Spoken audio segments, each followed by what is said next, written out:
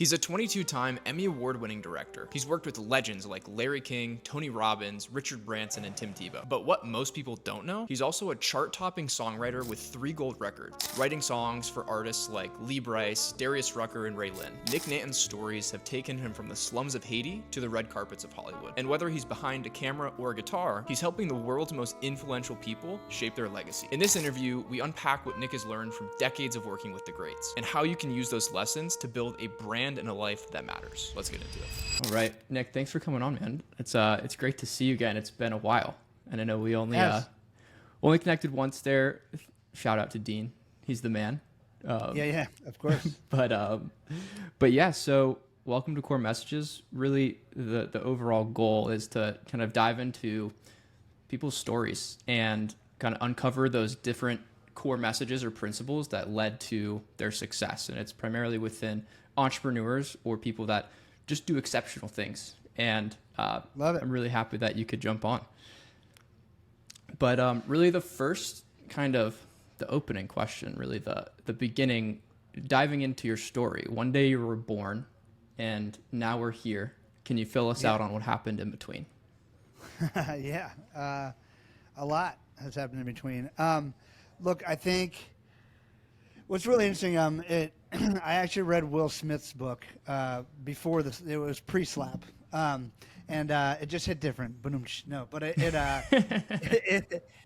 he talked about one thing I thought was pretty profound. It's still, I sort of sound stupid when I say it, but profound. But we're all born without any experience, right? And so I like to tell people, you are the sum of the stories you believe about yourself, about the past and the future. Right. Mm-hmm. And so, man, I was born in Barbados. So my family immigrated to the United States when I was like 10 months old with my brother. He's a couple years older than me and my family. So a bunch of my family moved up together. So it's like we live in the suburbs of Orlando. I never thought I'd still be here, but I love it. And I now realize why they came here, great place to raise a family. And everyone thinks I live in Nashville and LA, and I spend plenty of time there, but I don't live there.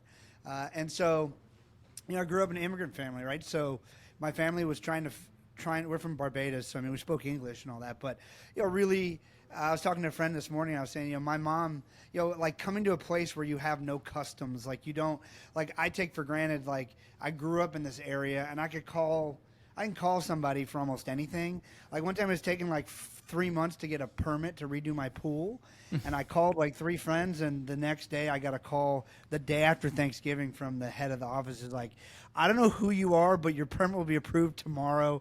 Just have them stop calling me. I'm like, okay, cool. So I take that stuff for granted. So I was telling a friend of mine, my mom, the news was gospel when I was growing up, in the 80s, because that's all she knew. So, we were going to get kidnapped any moment for sure. And, and we were going to get hijacked on a plane. And, all the news in the 80s was, that she thought that was, going on around every corner. So, pretty funny. But, so, I grew up with older brother.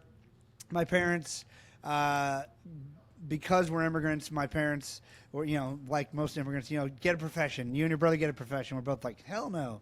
And my brother went to medical school, and I wasn't that smart, so I went to law school. And so, we both ended up doing that. I never wanted to be a lawyer. I spent my entire life, as if you can see behind me, I've been playing guitar since I was 6, started songwriting I now forget. I used to say 15 or 16. I don't remember which one. I'm getting too old. But anyway, around there I started songwriting, and then put out my first record, CD, at 18. And then, really, I did undergrad at University of Florida in finance.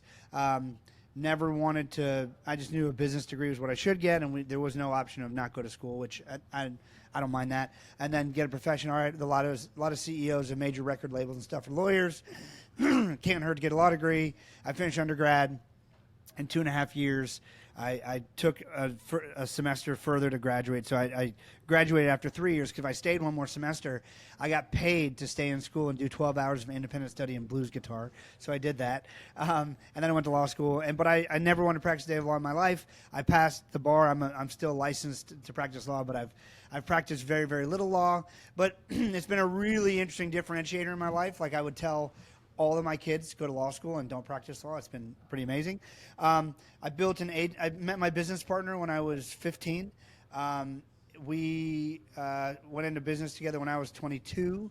He was 52. He's 30 years older than me.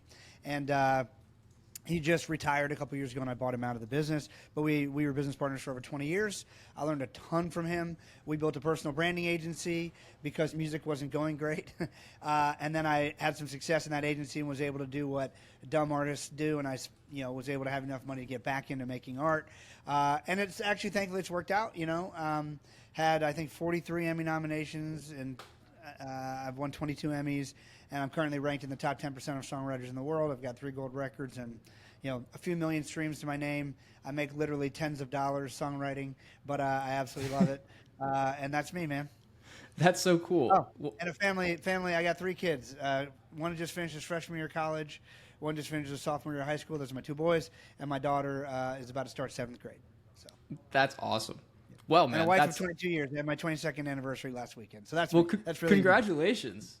Congratulations. Yeah, she deserves the congrats. She put up with me for a long time. So. Yeah, I wonder. I think that's a whole other conversation around relationships and entrepreneurship. The wives of entrepreneurs. Yeah, that's fantastic. But man, that's awesome. So I actually didn't know that you moved from Barbados. Maybe you mentioned that when we were at Breakthrough, but moved from Barbados. That's so cool. And directly to Orlando. What a beautiful spot. What a great spot. Yeah, and we're like far from the mouse. Disney's like 45. It depends on traffic. Like 45 to an hour away, and we just live in the outskirts. I live on a lake here, and so I'm in my studio right now. My studio, this house is the house across the street from my real house. So okay. during the pandemic, when I realized no one was ever going to go back to our offices, we had 7 lofts in a beautiful building in Winter Park area. It's a nice area, but I realized no one's going to go back. So I got rid of all those, and I realized I'd paid like $500,000 in rent in a few years. I'm like, why? Dang it! And I saw this house across the street was going up for sale, so I snagged it. So I have like a 3,200 square foot man cave. I've got like a sitting room for bourbon over there, and like my awards and trophies. This is my music room. And then when I'm songwriting, I just move the chair out and I just sit on the couch there and just write with my buddies on Zoom, because you can do that now. Yeah. It's got a kitchen and a screening room, a guest suite. It's got like a TV studio in the back. It's pretty cool. So this is my little man cave, and it works. I mean, it's been great life here. I love Central Florida. Like I said, I really thought I was going to move to Nashville right out of law school, and I got a big music job in Orlando that promptly disappeared, like all things in the music business, when Napster hit. But I stayed here, and it's been great. I wouldn't trade it for the world. That's so. What's so interesting is that you passed the bar. You're a lawyer, and how is that translated into your business? I guess within the artistic side of like creating, and producing songs, but also within the agency, within the celebrity branding agency. Yeah, so first of all, I will acknowledge we all have blind spots, and we all, I don't know, if I'm a long jumper, and I see someone high jump, I'm like, oh my God, I wish I could high jump, right? So everybody had, I noticed every musician wants to be an athlete, and every athlete wants to be a musician, and on we go, right? So I'm sure I take for granted some of the skills I learned in law school. I don't feel like I learned all that much that was useful. But I'm sure I learned some things, right? I would say it probably definitely made me a better writer, probably. Because, I'll be, critiquing my son's 10th grade essays, and I'm like, this is just garbage. And then you'll get, an A+ on him. I guess I'm hard on him because I just have done so much writing in my life, right? And so anyway, or maybe his teachers are bad at grading. I don't know. But so... So it probably made me a better writer. Definitely gained some relationships, but I think the thing that gave me the most was credibility. And the funny thing about law school is it's on a bell curve. So, or at least when I went, it was. And it's funny. I've been a lawyer for 20 years now. I'm getting old. I'm 44. And so for every A, there's an F. And for every B, there's a D. And then, most everyone gets C's, right? So you really, once you get into law school, I wasn't planning to go anywhere after that. So, I just needed to get through. So, my year in law school, I started law school, I think, in 2001, I think. So if someone fact checks me later, just I think. So started in 2001, I believe, and I actually no, it's probably January 2002 for the fact checkers, I think. Anyway, but it's the first year they put in Wi-Fi in the law school. So I actually built businesses on Wi-Fi, through AOL Instant Messenger. I built the first independent musician store to sell MP3s in law school, I had on AOL Messenger, I had a coder in India and a designer in the UK. I ended up selling it later to another brand. iTunes came out and whooped me. But, so I went through law school, but like never wanted to be there. Like never wanted to be there. But from the time I was like, right before that, I was a kid in college managing bands, and managing garage bands, producing bands. I had a recording studio there. And I was just, I was in finance. I was getting my finance degree. And then the moment I went to law school, I was a law student, and everyone took my calls. Like the record label execs and stuff that would just not return them before that, like all of a sudden started returning my calls, and it was like, oh, this kid, for whatever reason, I don't know what they thought. This kid must be sharp. This kid must be ambitious. Like I was going to law school, so that was interesting to me. But like I was saying, like, for every A, there's an F. Like there are idiots in law school. Don't get me wrong. Like there are some people like, how did you get here? But thank God you're here, because I know I can at least be smarter than the three of you. So this should be fine, So I really just tried to get through. I will say it's really helped. It's as a differentiator, it's been fascinating because pretty much every room I hang out in, I'm the only lawyer in the room. So even when I was starting out consulting and doing things at 27, I was billing $1,000 an hour, not doing legal work, but I was able to get it in a lot of cases because I was a lawyer. So it was interesting. And so like one of the most interesting things I had was when I did Dick Vitale's documentary recently. At first, ESPN told me they weren't interested, and then I told Dick, let's just do it anyway. Of course, unfortunately, he started battling cancer while we were filming and everything, and all of a sudden they were like, oh, we messed up. What do we owe you? And so that was a fun call. And so anyway, I went to interview the chairman of ESPN, a really nice guy, and I sat down, and I had read, I'd done my research on him. Actually, we can talk about it. I outsource all my research because I hate preparing, so I outsource my prep because someone has to do it, but I don't have to do it. And I learned he had gone to law school and some other things, and so I just said, hey, I heard you went to law school. Where'd you go to law school? And he's like, oh, I went whatever. I said, oh, yeah, I went to law school at Florida. And he's like, you went to law school? I'm like, yeah. He's like, what sort of like, he didn't say, what are you doing here? But all of a sudden he knew that like they didn't send a PA, a production assistant, to do his interview. They sent a dude, so like, and then all of a sudden we had a great conversation, and not that we wouldn't have if I wasn't a lawyer, but it just opened up a whole new dialogue and a respect that we became friends. And like, I can text him if I need something or whatever. And it's like, so it's been really a long way around to just say it's been really helpful in differentiating myself from other people and building credibility. And I think mostly because if I was a lawyer in a law firm, I'd just be another lawyer. But when I'm writing songs or I'm, producing documentaries or directing or whatever, I mean, I'm the only lawyer around. I don't, I have to keep up with my continuing education. Every 3 years I've got to do, it's like 30 hours or whatever. And I'm always like, oh, I'll just do 1 hour a month. And then it's like 8 days left 3 years later. I'm like, damn it, I got to get 30 hours. And so that's miserable, and I don't keep up with a lot of stuff. But I've done my fair share of intellectual property law and other things. And I will say it's made me more comfortable in, like, number one, I don't do a lot. Like, most of my deals are handshake deals, just because, as a friend of mine says, contracts are for dead people, which is sort of funny. And so, and contracts are really only worth the paper they're written on. Now, they're super helpful if you got to litigate or something like that. But my philosophy, for the most part, has been, look, I'm 44 now, and I started doing this. I mean, I started my first business at 16, and like a real business, I'd paid for college, a lot of it through, I had a t-shirt business. So I've been in business a long time, but I've just learned, like, I'm not going anywhere. I'm going to do this stuff the rest of my life. And so other than you, like, taking my home and my family away from me or something like that, right? So something severe, like, I'm not going to stop doing this, and I'm going to be around. So we're either going to figure out how to work together well and be friends, or if you screw me or if I screw you, we just aren't going to work together again. So, and I got plenty of time. So, like, let's just be friends and work together. So, works most of the time. And then pretty much all my contracts are like, most of them are letter agreements. Like, dear Josh, we are going to do this project together, and here's what you've agreed to, here's what I've agreed to. Please make sure I didn't get any of this wrong. If you agree, sign below. And it's like, it's simple, and perhaps some of the confidence to do that is just because I have lawyer friends. Like, when I do contracts with celebrities, I'm like, do you want the 1-page version, the 10-page version, or the 40-page version? Just tell me which one your lawyer wants, because I get you anyone you want. And I'm not doing any of those. I'm just calling my lawyer and say, give me the 40-page version. And they just put every damn clause in the book, which is, I guess, super helpful. They love it because they get paid a lot. And I guess it's super helpful if you get into litigation, but I'm like, I'm not going to sue somebody over. Like, I'm just like, why would I? Like, I've just seen lawsuits take years of people's lives, and they rarely does anyone really end up winning. Yeah. You can get a judgment, you can really get the money. Well, anyway, so long answer to short question, but that's that. Thankfully, I haven't been through that. You know, I've heard it's a mark. It's like a badge. And certain people have said that it's a badge. You know, but I don't know. Maybe. Yeah, I'd be bad at it. I'd be bad at it. I don't like controversy. I just don't like. I would rather probably just forego a lawsuit, lose some money, and just move on and just go make more money, because I just don't want to deal. Like, there's certain documentaries I won't do because of the person involved or the subject matter. Like, I do human trafficking. I've done a ton of that stuff, but I always I do stuff and I bring hope to it.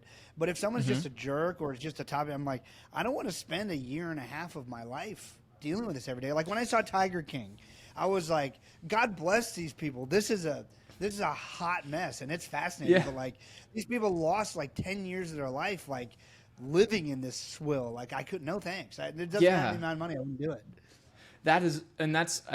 I guess that comes down to a Dan Sullivan principle of having cash confidence and being willing and you know, being able to focus on the things that you want to focus on and not the things that you don't want to. I think that's fantastic. And one thing that you mentioned was, like, right in the beginning, was we have control over how we see our past and how we use that information to help us go forward or to help us make decisions in the present, or, you know, our outlook. We have total control over that.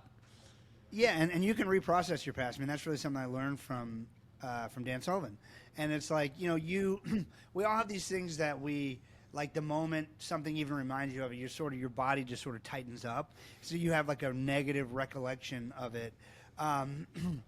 And if you go back and if you choose to make that a learning experience, and you choose to reprocess it, and you choose to use, you know, rule number 1 from Jack Canfield's Success Principles, like, act as if you are responsible for everything, because you're not.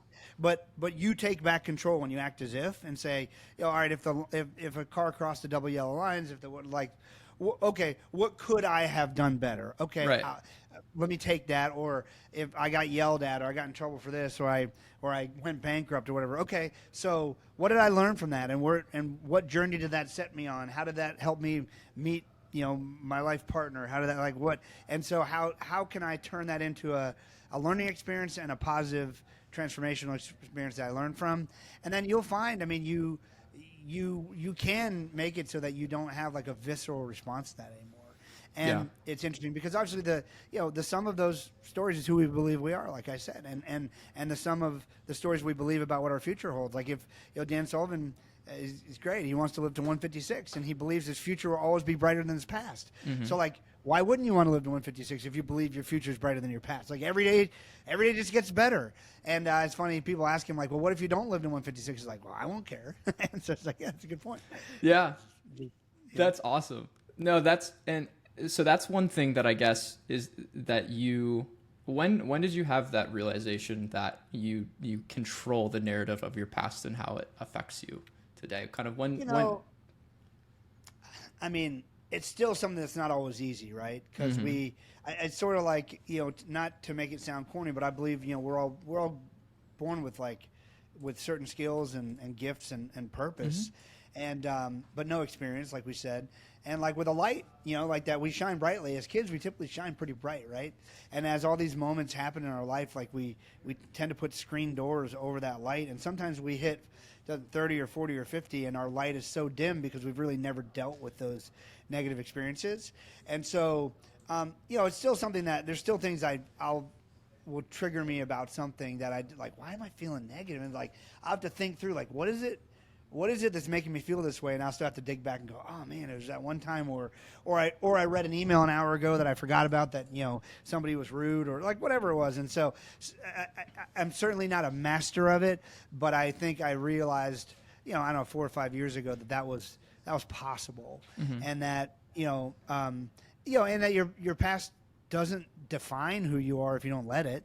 But I think you should reprocess it and figure out what the story is that what is the story of your past so that you can own it and it doesn't give you, post-traumatic stress. It was, I'll see if I can remember how he said it, but someone was explaining to me one time that post-traumatic stress, one of the problems with it is your brain, he said something like this, your brain really can't differentiate between the past and the present. And so if your brain keeps bringing up a situation and it feels like it's the present, but you can't do anything about it, that gives you the trauma, like that gives you the traumatic stress. And so I was like, wow, that's pretty fascinating. So I try to constantly figure out, I try to be present and think through what is it that's making me feel this way. Like I just went, my wife and I just went to our beach condo for our anniversary, and I was telling her, I was like, it was a really stressful time when I bought it, and I wasn't sure it was going to go through, and there's just a lot going on. And there was like, I remember we had spring break with the kids, and I had to get a hotel like next door because we hadn't closed on it yet, and there's just a bunch going on. And like still, when I go to the beach, I'm still dealing with the fact that I show up and I get stressed out when we go there, because I think I just dealt with that for several months. And so like I've got to figure out how to break that cycle of making my body, because now we're in it, we love it, we're happy, but something about, the past and dealing with that was so freaking stressful that I've got to figure out how to like, how to rewrite that story. So it's like, so I got to take my own advice, right? Get another condo. Yeah, right. But that's so cool. Man, I love this. You've been doing this for a long time. So the original passion, did that come from you picked up guitar when you were really young, and then did you say you produced your first, or you released your first record when you were 18? Is that right? Yeah. Yep. Yeah. When did I guess storytelling become such a big component of your life? And I guess, do you have a time where you remember that becoming an awareness that you had that it could be a vehicle to really have a lot of impact? Yeah, so there's a couple things in that. Like, number one, I never thought of myself as a storyteller, wildly enough, until during COVID. I did so many podcasts because there's nothing else to do for a few months, that everyone kept introducing me as a storyteller. I'm like, oh, I guess I'm a storyteller. And when I go back and look at it, like, music is, it's storytelling. And I do a lot of work in country music, which is, I think some of the best storytelling there is. Absolutely. But it's a story you got to tell in 12 lines, because you got 2 verses typically in 1 chorus and maybe a bridge. So 12 to 16 lines, you got to make someone laugh, cry, feel something, whatever. So I started, I think if I really look back as a kid, my parents, we had more love than we could spend. I have great parents. Like, they just came over last night. We see them all the time. They come to every event my kids have ever had. They come to everything, and they're great parents. But we had some traumatic times of them sort of figuring out their way in a new country and going broke and almost going bankrupt, and so some money trauma, right, in my past. But I never felt unloved. And so I do believe that, I'm sure in some way, shape, or form, like going in my bedroom and listening to music or dreaming about being a rock star one day, whatever, like probably helped me deal with some of that. And I think most of my life I was looking for a way to make sure that I didn't have the same issues my parents had. And not that it was their fault, but it was also confusing to me as a kid that my parents were just as good of people and just as hard workers, or better people and harder workers than some my friends' parents, but yet we were having problems and they were living it up, And so I just think from a young age I was looking for, how do I make sure that I'm never controlled by money? Now, by the way, that can be a monster too, right? Running from that control of money and making sure you have enough, and that can all be a monster too. But I think it's probably somewhere around there. And then, I made my first documentary in 2010. I've told the story before, but music wasn't going great. The agency was going pretty good, and I was, I'd just come back from my 9th or 10th Grammys or whatever it was. I went to 10, and I went to 10 almost in a row. I went to 1, skipped 1, and went to 9 more in a row. And so I wasn't winning any Grammys, wasn't getting any nominations. I'm like, I wonder what other awards I could win, because there ain't no Grammys coming in my near future. And I literally, on the plane, I Googled how to win an Emmy. And I was like, oh, all right. And I followed the directions. And I made my first film, and I got 2 Emmy nominations. I won an Emmy. And my business partner was like, you should do more of that. That's awesome. so I started getting into the first story I told was about a little boy with Down syndrome who played t-ball, uplifting story, and then I started doing more and more and more, and then of course I got asked to do by Russell Brunson, got asked to do my first human trafficking film. Now I've done 12 of them, and so I just started seeing what could happen. Like I've gotten 2 letters that people didn't commit suicide because of watching 2 of my different, I think 2 different veterans documentaries. It might be the same one, but like, I mean, that I don't know what else could be more powerful than that, right? And so I've learned along the way that, oh my gosh, this has power. I mean, I've seen one of my docs raised $1 million in one day with Russell at the helm of guiding it and all this. So I've definitely seen what it can do, and I think I've also seen, like, it's really interesting. I'm sure it's probably the awards and stuff too, but it's really interesting the stuff I get invited to now. Like, it's really interesting. You just get invited to really cool stuff because I don't know, at some point people want their friends to know they hang out with somebody's got this many Emmys or whatever, and like I don't think it's a big deal at all, but I definitely notice because when I get there, typically people are like recounting my story to like as if they've been told it before. Like they know about me before I show up in a room, right? Or like an event, like there's a bio, and if someone reads the bio, it's like they know who you are and what you do, and it makes for better conversations because you're just starting from a point of like you don't have to start from like who are you, what do you do, whatever, explaining everything. Yeah, it's like exactly, yeah. And when people, for whatever, and again, I am in no way saying I'm deserving of admiration, but when people admire you or what you've done, or like I've been in a couple of situations, which have been wild, where like my friend's like, oh, this is my friend Nick, and he made this film. They're like, oh my God, you made the Dickie V documentary. I love that. It's one of my, I'm like, what? Like it still blows my mind. Someone actually watches anything we make. We just spend like years of our life making it, and we just like put it into the ether and hope something happens, right? So it's been pretty fun. Like a couple times, someone's like, you made that? Like I got it. I was introduced to the head of Amazon Music recently for a project I'm working on, and his first email back was like, hey Nick, great to meet you. By the way, I absolutely loved your Dickie V documentary. I'm like, oh, score. Let's go. So that's fun, but it and it's neat. And when people then people start bringing you opportunity. People and I was thinking about the other day. So I'm doing I'm working with Kathy Lee Gifford on a project right now, and she said to me not long ago, like it was very kind. She's like, Nick, I wouldn't have done this to anyone else. And I started thinking like, how could that even happen? Like I'm a dude from Orlando. She's like TV royalty for decades. And I started thinking, because I wanted to do the math on it. Like, first of all, I was super humbled and flattered. But then I'm like, let me now strategically try to figure out how that could even happen. And when I thought about it, like, I was like, she must know people who do documentaries. I mean, she's been in the TV business for decades. I was like, but most everyone in the documentary business is doing exposés or true crime.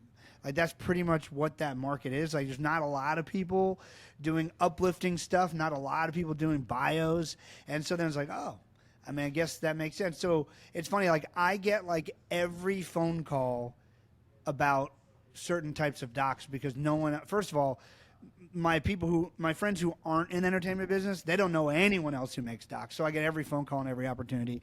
And even my friends in the entertainment business, thankfully they respect some of the work that I've done in the past. And then they call me and like, hey, I got an opportunity. I'm like, yeah, that sounds awesome. Like, yes, let's go. So it's fun and it's getting super interesting. And I'm just super blessed that it's worked out this well. That's so cool. So it all started in 2010 when you looked up how to win an Emmy. I think that's so funny. It's like, well, you got to know the rules of engagement before you play the game. Or maybe you stumble into it. Expect. It was nothing weird, but like I knew from like I had won some songwriting competitions and some other stuff in the past, and I also knew that I had lost some. I learned I had lost some just because I entered the wrong category. Like what I thought was XYZ is not what they thought was XYZ. So like rule number 1, you got to enter the right category. Rule number 2, enter as many categories as you're eligible for because you got more shots at it. And so the article was super basic. It was like, first of all, production equipment has come down like exponentially in price. So it's got to look and feel good because that's like the baseline. Like it's got to be good. You got to execute well. But what makes a great story, what makes an award-winning story, is a great story. like starting with a great story, like start there and layer, the candy of production over top. And it's like, yeah, that makes sense. And so I did. And then, by the way, most people don't know, because you would think these are like secret societies, and to some extent they are, but like I just called and asked for help from the people who run the awards, and because like they don't want someone entering in the wrong category. And at the end of the day, look, awards are businesses. There's entry fees and all the things. Like they want business. So I've learned over the years, like in every situation, let's just call and ask. And so they guided me into the categories I could enter in. And it's funny, I made this document, like I said, about this little boy who played t-ball and had Down syndrome in this small community in Indiana. And when the documentary category came, I lost. So I was like, oh, well, I basically, like, if you lose for that, like, I don't know what you can win for. Like, this sucks. And then, but I won for directing, like, an hour later. I was like, how can you lose for the doc and win for directing? And then I won for the doc and lost for directing. Like, it took, like, I don't know, probably 15 Emmys before I got to where I won for the same thing. I was like, I won for the doc and the directing. I'm like, heck yeah. Let's and go. So, but had I never entered that director category, I would have probably, I'm not sure I don't know. I may have never made another doc again, or I may have never entered the Emmys again. I thought it's just impossible. If I can't win with this, I can never win. I'm sure I'd have done something, but I learned. I was like, my night turned around real fast. Yeah, that's awesome. So I guess from a young age, you have been entrepreneurial. It seems like at law school, putting together a business right when you got Wi-Fi. Like that's at the turn of the internet where that's starting to blow up. I guess what were some of your original businesses that you did when you were younger? And then so we can of course, go from there.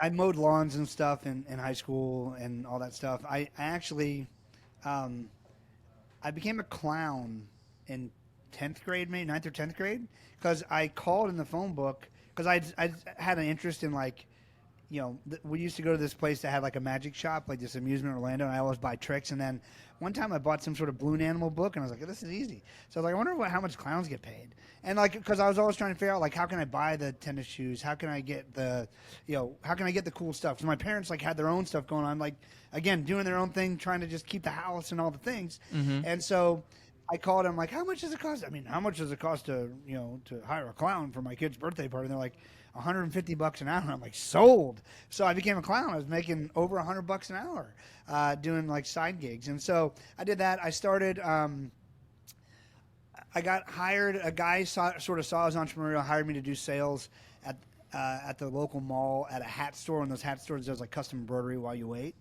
And then from there, I ended up opening up my own custom embroidery and screen printing business in high school. And then I took it to college. I think I made 60 or 70 grand my freshman year in college, and I had a hell of a time. Man, I took all my friends to dinner, nightclub, we had a blast. And I ended up giving that business to my parents. I opened a recording studio and started managing bands. I got my business partner to invest a very small amount of money when I was 22, and we started an entertainment company together. As I was finishing law school, he helped me get that big music job that disappeared. Then I went to work with him for like 3 years while I was finishing law school for 1 year, and they sucked me into working there for 2 more years. And then we ended up starting our business in 2007, which started out as like a business development law firm because we were both lawyers. He was a lawyer who didn't practice law also, which is why one of the reasons I sort of hung on when I met him at 15. I'm like, this is going to be my guy. And so then, but as we started doing more and more, we started doing consulting, and as we started doing more and more of it, he was basically like, man, why don't just take your skill set from like building the brands of bands from nothing, which is what I did, and start doing that for businesses. And he had I sort of had a background in media creation and sort of PR and buzz building, and he had a background in direct marketing and personal branding. So we tied all those things together. We came up with the title of Celebrity Branding. We trademarked it because I'd come from entertainment. And so we wrote a book called Celebrity Branding You, and then I traveled around the country, paid my own way, speaking for free, paying for my own hotels and airline tickets, and giving away. I gave away 1,000 books is how I made my first 7 figures, because I just said, hey, you don't owe me anything. And I try to operate that way always in life. You owe me nothing. So let me show up and let me give you value if you'll let me speak to your people, and you'll let me just tell them that I could help them if they would like some help. And so we built the agency on the back of that. We started that business like in 2007, and then did a couple years of that, and started and then then I did my first doc. Like I said, it was either in 2009 or 2010. I'm pretty sure the Emmys were in 2010. I'd have to look. Again, I'm getting old. I don't remember, but somewhere around there. So a couple years of building that business, it went pretty well, and then started doing docs. And now I spend about 10% of my time in the agency. I'm still the founder and CEO. I got a great team running it. I think I've got 19 running that team, and then I spend 90% of my time, probably 80% of my time, 75-80% of my time doing docs, and then.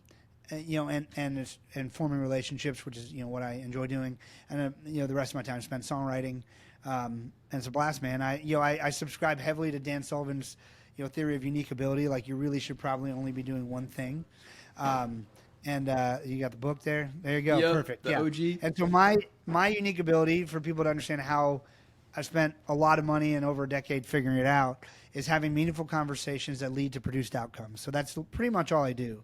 I mean, there's certain times I got to write emails and all that things, but that's part of a conversation. But really, like, if you had said, hey, Nick, I want you to write a book or a special report for my audience, I would have either said no, or if it was worthwhile, I would have hired a ghostwriter and had a meaningful conversation with them, and they would have produced the outcome. On my podcast, I had meaningful conversations, my team produced the outcome. On my documentaries, I have meaningful conversations with my production team, with my writers, with my whatever, and then I'll go have meaningful conversations on set, behind the camera.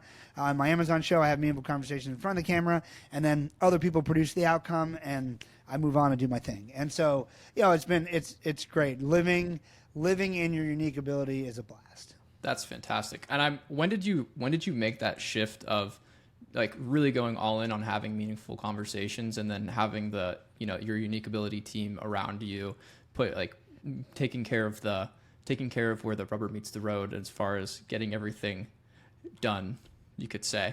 And how has that affected your businesses? Yeah, so I think I realized from young, because I had some pretty good skills. Like, this is something people don't really talk about either. Like, your greatest gifts as a kid, particularly in school, if you go to like a regular school, like, you almost get taught you can't do that. Like, if you're Mm-hmm. really good at one thing, like, I used to finish my tests and because I got severe ADHD. I'm sure you can't tell, but like, I can't focus for a long time. Like, I can have a great conversation for a while. But, like, if I need to write something, like, I can hyper focus. People all the time, like, on the phone, they think I'm like in a rush to get off the phone. But I'm only in a rush to get off the phone because, like, I gave you everything I had for those 5 minutes, and now I must go do something else. Or if you asked me to do something, if I don't do it right now, it is not getting done. Mm-hmm. So, like, if I need to send an email or make a phone call, like, I'll be in Strategic Coach with Dan Sullivan. We have all day. Like, I'll be out of the room 40 times during the day, and I had to explain to them, like, no, I'm going to make a phone call, and someone else is starting what we just discussed. Yeah. Like, it's like, I'm not like just hanging out in the hallway. Like, I'm like, oh, if I'm I don't know if you know the Colby test, but I'm a 10 quick start. Like, that's Okay. it doesn't get any higher. So, I'm an like, 8. and I've never met another 10, I don't think. Like, if you and I agree we're going to start a business right now, like, I'm sending emails while we're talking, right? So anyway, like, as a kid, like, I'd get taught, like, you can't finish your test that fast. You need to go back and check your work. And then I changed the answers and get them wrong. And so, like, I just, only because I could only hyper focus, and I'm not that smart, I just could hyper focus, and I had to be done. And so I learned from an early age, I think, because I was so bad at so many things, because of that like, and from making records, like, from producing albums taught me a ton in college. Like, at first I started playing, I was trying to play everything, and then I had friends who were way better at playing it, so I'm like, well, I'll just let them play it, I don't care. And then I realized, I got friends who are better singers, so I'll just write and they can just sing. And so I just learned, like, team building is the way you accomplish everything. And so why would I ever try to do it? And I've had other business partners, other people I've worked with who, like, can't let go, and they try to do everything, and they can't. And also I had the benefit of a mentor 30 years older that, as we started building the business, like, he was good at scaling businesses. He's like, oh, great, we'll hire someone to do this now. So, like, I never had a fear of hiring anybody. Whereas, like, I think if I was doing it on my own, I'd be like, oh, how do I, when do I hire somebody? Because I don't have enough money to pay him for a year. Like, it's funny, when I left the business to start our business, this is a really great lesson. He was like, Nick, what do you have to make? And at the time I $160,000 in law school debt.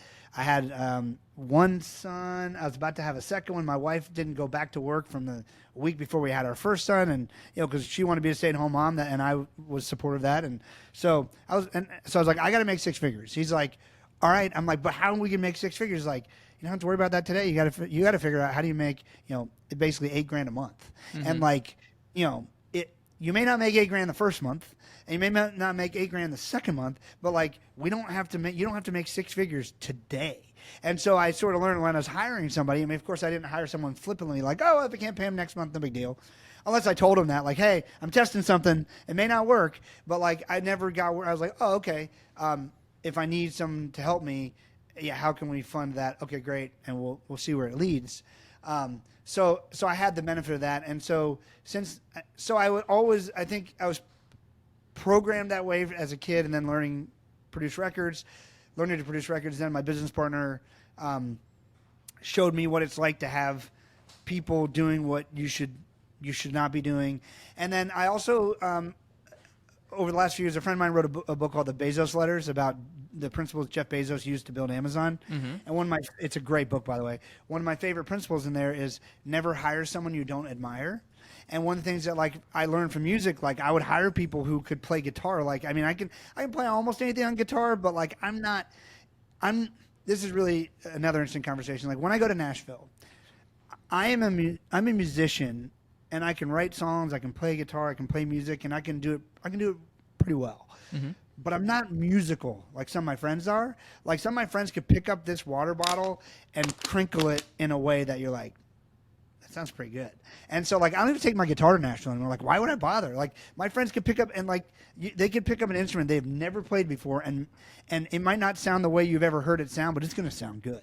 And so I just started learning like, man, why wouldn't I just want those people on my team? Like I could be jealous, and I am in a little bit of way, but yeah. Like, or they could play with me, and so I could get I could get the benefit of like the best guitar player I know, the best drummer I know, the best bass player I know, and the best singer I know, and I just got to write the songs like that.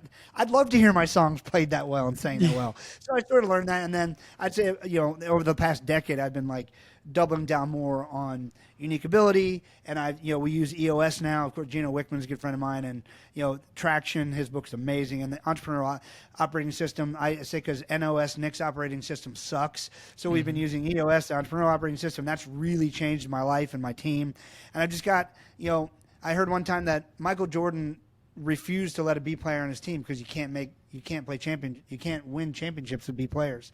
And I now on my team is just all A players, and it's insane because they all do things I can't do. Like my editor, I'm just in awe of what he does. I'm like, I couldn't sit there for 14 weeks in a black box and make this, but I can go out and cut deals and build trust, and so how about I just do what I do and you do what you do, and we just work together. And so to me, it's always just such a easy concept. Like, why would I be jealous about that? Like, I mean, I am. Like, I really wish I was as good of a singer as some of my friends, or as good of a guitar player, but I'm just not. And so I'm serviceable. I can do whatever I want, but I admire people who are great at things, and why not work with them? Absolutely. That's cool. It's funny. Two things. I think the only Dean is a 10 quick start. I learned that. Okay, that makes sense. Yeah, makes sense. He was the one that made me take the Colby. Didn't make me take the Colby, but he's like, this is pretty cool. You should actually try this and see. Yeah. We use EOS as well. I love it. We've been using it for about 2 years, and the L10 meetings are insane. I love them. Just all of the people analyzer, all of the tools, delegate and elevate. Just like, I like actually coupling delegate and elevate with Dan Sullivan's 10X exercise, where it's like decrease 3 areas of stuff, increase 3 areas of energy, the abundance spiral, the scarcity spiral, and I couple those two together, and it's just like this amazing tool that really helps dive in and clarify things. But that's cool. That's cool. One thing that when you mentioned in there about teamwork is I don't know if it's a Dan Sullivan concept or if it's something that he said or if it was Ben Hardy or something, but a tightly scheduled entrepreneur doesn't have room to have breakthroughs. And it seems like you're very active, busy, doing things that you love, but it seems like you're running around a lot. What is your framework for your schedule, or what do you, how do you approach that and give yourself time to break through? Yeah, so it's funny. Years ago, my business partner, I'm a Christian, so that's my framework. It doesn't have to be anybody else's. That's mine. Yeah. And he's like, "Hey, Nick, I see you getting frustrated because I want everything to happen yesterday."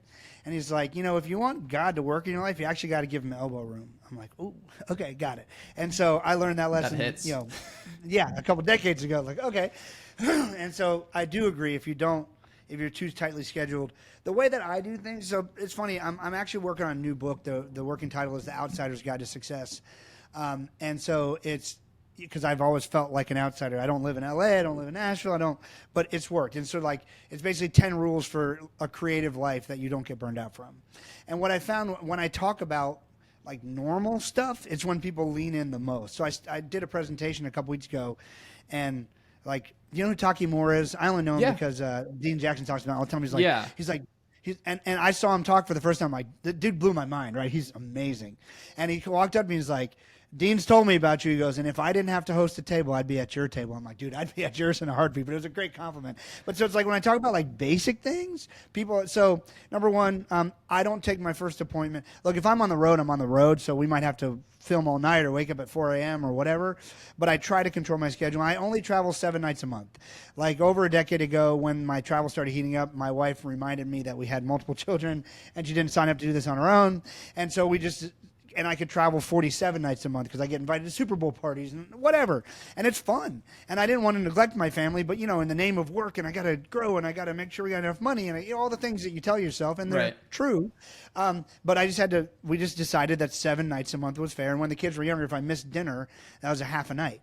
And so every now and then I had to cut a deal for an 8th night or whatever. But like I had a framework when I'm scheduling out the next month, like, I got to film this or I got to do this. So it made me make better decisions. And so that is how I have great relationships with my kids and my family, because I was here more than I was gone. I never missed a first day of school. I never missed a last day of school. I've never missed a birthday. And then, I went one time I traveled on my birthday, and they were so upset about it because I didn't realize how much fun it was for them too to celebrate a birthday with me. And I had a thing I had to film at an orphanage. And actually, all the orphans brought me presents in Mexico. And so I framed them up in my office because I knew that they were like little rubber bands and stuff, but they gave me gifts. It meant something to them. So I don't ever want to lose them. But so I do that. I take really crappy flights. I take a lot of 4 or 5 a.m. flights, whatever, and just to meet those rules and be back for things. But when I'm home, I don't take my first appointment before 10:30. I typically will either run. I've been running and lifting for years. Doesn't look like it sometimes, but I was running five a day for years, 5 miles. Wow. And so I'll alternate now between running 3 and lifting, and running 5 typically. And so I do that, and so I don't take my first appointment for 10:30. I've typically, not ever skip. I don't skip meals, so I don't schedule over lunch. And I always, when I'm in town, to try to meet with somebody, either for business or a friend or whatever. And then I typically stop at 5 o'clock. I will say the last few months, and my kids are older now, right? So I got one my youngest is 13, and she's at dance till like 9 almost every night. She dances 3-4 hours a day. She just loves it, and she's very gifted at it. And so like sometimes I would find myself like it's like 7 o'clock and I'm like, nobody needs me. This is weird. Like I don't have to give anyone a bath. It's just weird. So I will say now, especially with my travel schedule, I travel 1 to 2 nights a week if you do the math. And so like I'm going to Detroit tomorrow to meet with some friends, do some stuff. So like yesterday and today, I did have to schedule a noon to get a couple things in because to get something for next week, and I think I have a 5:15 to 5:30 today. But I try not to schedule too much. I work out every morning. I read the Bible every day, every morning. I spend a lot of time with family and friends. And I just have fun, man. Life's fun. Like I haven't really announced it publicly, but Chris Voss and I started a bourbon. And his book's called Never Split the Difference. So I came up with the idea for a bourbon called The Difference. And so we have 25 investors that are just friends in it. And I just took 25 friends. I said, look, I might lose all your money. If you're not okay with that, don't give it to me. I said, but you're going to drink really good and we're going to have a lot of fun. So that means, but I can't guarantee you an ROI, but I'm going to try. But I can guarantee you an ROE, a return on experience. And so I got, Gino is in on that and a bunch of other people. I don't know how public they want to be about it. So, anyway, Yeah. just don't share too much about that. But so like next week we're going to Kentucky and we're blending our first barrels. Our first 200 barrels we got from stock from the distiller from Four Roses when he left Four Roses. Wow. And so he wanted to distill something different. So that's our first 200 barrels of stock, and we're blending our first bourbon next week. So I'm filming. I got my incredible film crew and photographers and everything. We're going up. We're making we're telling the backstory and how we started the bourbon. We're telling the story of the bourbon. We're telling the story of where it came from and our partners in the bourbon business and all that. So like it gives me time to do like funds, like, and we'll see how it works out. But like I am just using my unique ability in that business, and we'll see if it works or not. But people gave us the money because they think we can, and but it'll be fun. Like it'll be a blast. That's so cool. I love that you're really open about your faith, and that's something that I've really tried to lean in more about. And let's try to not make it like a combative thing or like a judgmental thing, but like more of a lean in thing. Like if people are interested, cool. If they're not, no problem. I mean, I know what it's done for my life. Like if I thought I was really in charge of everything that happened in life, I'd be a hot mess. Like the fact that I can surrender and be like, yeah, do for me what you will, and let me learn. You handle that. I'll just do the best I can with every second I got. And that's people always ask like, man, what drives you so hard? And I'm like, look, I know, just like everybody else, but I know God has given me some very distinct gifts. And if I don't use them every day to make the world better, like I think I'm letting him down. So like that drives me. But I also know he gave me a family to raise them and guide them. And like people talk about legacy all the time. Like the only legacy I want is kids who are obviously well balanced, but have great faith, because that's the only way I've gotten what I've gotten. So I also need to work hard, but not screw that up. Like I need to work hard professionally, but like it starts at home too. And I think a lot of people just lose track of that stuff. And so my faith has been like a massive help in that whole realm. That's so great. And I guess like I want to be a dad. That's something that's on my radar, and that's one of my goals. And being ambitious in business and having all of the, having ADD, like being a 10 quick start, like lots of new ideas, lots of opportunities present themselves. How do you balance those opportunities that come your way? And I guess, how do you, like, what decision filter do you run them through to pursue them? Well, I have one very basic rule. If it's not at least 50% fun, I'm out. So it's like, if it's not people, even if it's an amazing opportunity, but it's not people I want to spend time with, like I am absolutely only really driven by great conversations, by like great people with great vibe. Mm-hmm. So I do that. And then I try to figure out like, first of all, am I interested in it? Does it sound like fun? Because I've even like in the past, like I was told, oh, you should add this product line. And I was like, I was not passionate about it. So we didn't really sell much of it because I didn't really care. Mm-hmm. And so I was like, okay, I'm never doing that again. So sort of something I'm passionate about, no matter what it is, that is obviously ethical and legal, and it's with great people. Like I don't care to do anything the rest of my life by myself. Like I'm just not. And that's okay if other people really love alone time and all that. And I get plenty of alone time on flights and travel and stuff. But like, man, it's like I'm always like, what kind of mischief can I get into? What sort of good trouble can I get into? And who can I do it with? Who can I drag along with me, right? And so Chris Voss, hey, we should start a bourbon called The Difference. That sounds fun. All right, I'll put it together. Okay. And he trusts me to put it together, and I did.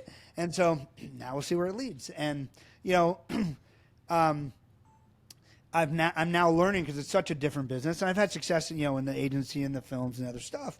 But I'm now learning, like, oh man, the skill sets that I learned there that make our agency and my filmmaking process of different are super portable into this bourbon business, as long as I don't look at it the same way everyone else does. If I look at it and if I try to compete with a Four Roses or a Woodford Reserve, or like, I'm going to need like $100 million, and we don't have that. So like, what do we have? What is our unique ability to make this something totally different? So we trademarked business bourbon. And so it's the first spirit in the world that's not just for partying. It's actually intended for celebration of good business deals. That's great. And so we're going to build off of that. And we got Chris. We're going to do some educational stuff along with it, like in a fun way with Chris. And so, that's really good. It'll be 10 different things. Thanks. It'll be 10 different things before it starts. But we're like I'm having a lot of fun working through the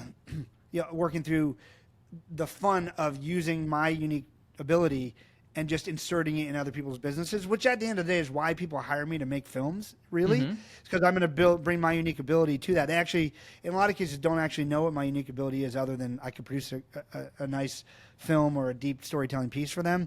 But I bring I've consulted with, worked with, and spent thousands of hours with the best in the world at almost everything, like with Tony Robbins, with Brian Tracy, with Jack Canfield, with Lisa Nichols, with Chris Voss, and I went to law school and I know business and I run a business. I'll make you a film, but I end up giving them consulting too. Right. And not that I'm genius, but oh man, I saw this working in this ice cream business. You could do this in your nursing home. They're like, oh my God, I never thought of that. I'm like, yeah, and I only thought of it because I saw it. And so it's been really fun to sort of just insert my unique ability in other people's businesses. And I think it's going to be fun doing it in the bourbon business as well. That's so cool. I like that. I like the educational piece behind it too. And I'm sure there's a lot that you can dive into. And it seems like you've leaned into since the beginning, education first and education forward, and the whole idea of life gives to the giver. Mentality. Yeah, so my parents really taught me. I mean, they're amazing people of faith too, and they just, even when we had nothing, they gave more than I've ever seen anyone give, and they still just help a ton of people, and they're always bringing clothing to people, and they're just really good stewards of life, right? And then I thought I hated education, honestly, everything to do with education and learning until a year ago when I realized that's all I do all day, every day. But I thought it meant I had to sit at a desk and shut up for 8 hours. Instead, I get to learn in a learning lab in the world from the best in the world every day. And the coolest thing about documentaries is no one introduces you to a slouch. They introduce you to, have you met my friend? And I just interviewed Dolly Parton and Kris Jenner. And I've interviewed Magic Johnson and Coach K and Kenny Chesney and Jelly Roll and Brantley Gilbert. And it's just, everyone wants to introduce you to the best people they know because you're telling their story. And so then you get these fascinating conversations, you gain more relationships, and it's great. It's just fun. That's awesome. I'd have 2 more things. I know we're coming up on an hour, but one of my mentors' friends, Dave Savage, he's in the fintech industry, but he's starting up a new podcast. And I don't know if he wants me to talk about this, but I'm sure he does. I'm sure he wouldn't care, but I don't want to speak for him, about a code, living by a code. And it came about from us having a conversation. He said his son was graduating from college, and he wanted to pass down the lessons that he's learned, or the principles that he's followed, or the code that he's followed. And do you have anything, I guess, that we haven't discussed or gone into that you'd want to bring up or share? And the second part to it is, I'm 25. I just turned 25 a week and a half ago. And nice. Knowing what you know now, what are some things you wish you would have started implementing at the age of 25? Yes, I mean, what makes you different makes you. So the things most of us spend our life trying to be as good at things as other people. And we also, quite frankly, walk all over our differences, walk all over our gifts because we were born that way. That's not cool. People who are super fast runners, or Shaq can dunk, and he's that's not cool to him. He's born that way. So we really just don't value our gifts because they're gifts. They were given to us. Mm-hmm. And we try to really work on our differences. How do I be more like middle school is the perfect example. How do I just fit in? I don't want a teacher calling my name. I don't want a parent calling my name. I don't want anyone to see me, right? And it's that's what we do. Instead, it's what makes us different makes us most valuable. I think storytelling is the secret to life when you look at it. And as I said, you are the sum of the stories you believe about your past and your future. And so figure out what is that story you believe and what do you want to be. And then, figure out how to put guardrails on your life so that, like me, 7 nights a month, so that I make good decisions, I have to make sure that I'm covering my bases, because left to my own devices, I'd be a miserable failure because I would just do what seems fun every minute, and that's not a good idea. Mm-hmm. Yeah. That's fantastic. It is sometimes, not all the time. Sometimes, but within the confines of what your personal values and rules are, I guess that's what makes it the most fun, maybe. It is, and also and serve others well. If you serve other people well, man, I don't know if it's Zig Ziglar who said help everyone else get what you want. That's just attributed to him. I don't know if he said it. Mm-hmm. And you'll get what you want. I think that's a little bit of a selfish way to look at it. It depends how you do it. You can look at that in a great way or a selfish way, so it's intent. But man, just helping other people is just, everything comes back to you in tenfold. That's awesome. Well, Hey, thank you so much for jumping on. So you have a book coming out. I'm excited about that. Actually, taking like the whole idea of like the 10, I guess it's like 10 principles, 10 rules to living a creative life, or that's like, I feel like there's a workbook in that, and there's a lot of education around that and a bunch of other stuff that is going to be super exciting. And I'm really excited to look out for. But anything that came up recently, anything you want to put out there? Where can people find you?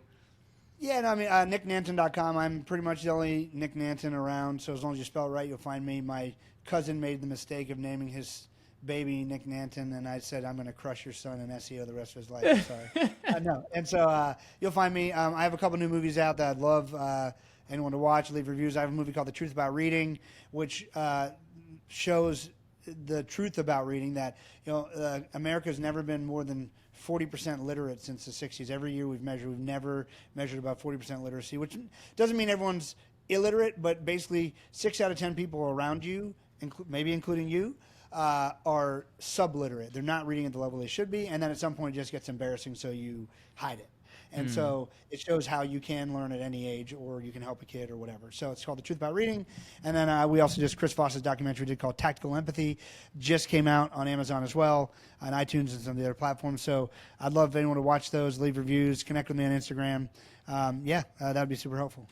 Awesome. Well, thanks, Nick.